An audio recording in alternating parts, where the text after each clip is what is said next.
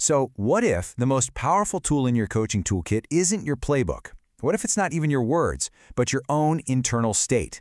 We're going to dive into this pretty counterintuitive idea that how you are on the sideline can actually matter more than what you say. You know the moment. It's so frustrating. You give the absolute perfect piece of advice, the exact right cue at the exact right time, and then suddenly everything just crumbles. Performance gets worse. Why does that happen? What is going on in that moment? Well, to answer that, we're going to walk through a few key ideas. First, we'll look at how feedback is really a signal to the nervous system. Then, we'll explore how that signal splits into two channels, which brings us to the main idea of the coach as a thermostat. After that, we'll get super practical with timing. We'll bust the myth that this is all just soft coaching. And finally, we'll look at how to put it all into action. Okay, so the problem really starts with a flawed assumption. For decades, coaching has been treated like an information-first game, right? We just think that if we give the right words, that'll fix the problem. But that whole model just completely falls apart under pressure. Here it is. This is the core idea. Feedback isn't just information. It is a state signal. Before an athlete's brain even has a chance to process your words, their nervous system has already had a reaction. A calm, regulated nervous system is literally the foundation for performance. And if that foundation is shaky, all their skills become completely inaccessible. And that brings us to this really key term, dysregulation. This is that feeling, that overwhelmed, flooded, or anxious state where everything either speeds up or shuts down. And when an athlete is dysregulated, it doesn't matter one bit how good your advice is. The gate to their learned skills is effectively locked shut. And that leads to this crucial point. Every single thing you communicate, your words, sure, but also your tone, your body language, it's all a state signal. It's either stabilizing the athlete or it's destabilizing the very system they need to perform. There's just no such thing as neutral feedback. So if feedback is never neutral, how does it actually work? Well, it turns out that every single cue you give splits into two. It travels along these two different channels at the exact same time. So on one hand, you've got the information stream. That's the what, the technical fix, the instruction. But running right alongside it, you've got the regulation stream. This is the how, your tone, your presence, the part that signals either safety or threat, and it directly changes the athlete's internal state. And this leads to two totally different outcomes. When those two channels align, a calm state that supports good information, you get learning, performance goes up. But when they conflict, a stressed out state overriding that same good information, you just get interference. And here's the absolute key. Under pressure, the state signal almost always wins. So why? Why does the state signal win?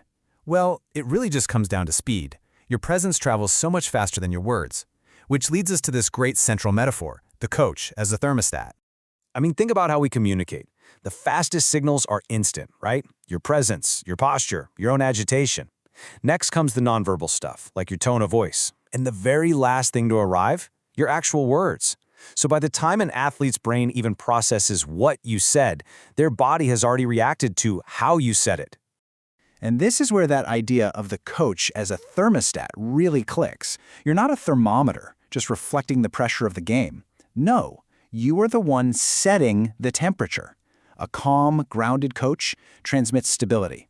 A frustrated, frantic coach transmits instability. It is pure emotional contagion. So if your state is that contagious, it means when you communicate is just as critical as what you say. Really effective coaching requires a clear architecture for your timing. See, a game isn't just one big block of time. It's made up of different windows for communication. The high-stress chaos of a live play is a completely different world from the brief calm of a timeout, and each of those windows demands a totally different approach from you. Let's break that down into two simple zones. First, you've got the red zone. This is during live play. The athlete is under high arousal. The goal here is not to teach, it's to stabilize. Use short, familiar anchoring cues.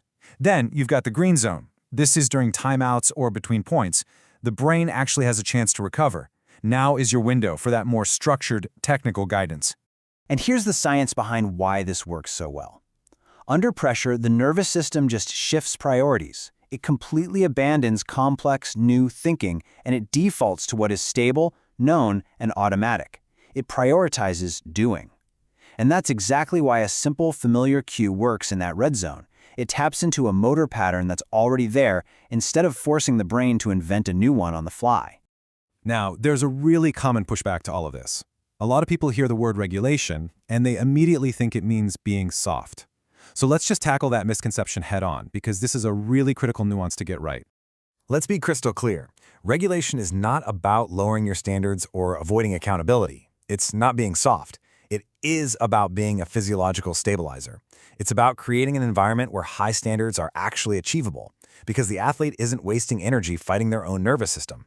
It's the very foundation that makes excellence possible in the first place. And you know what this all comes down to?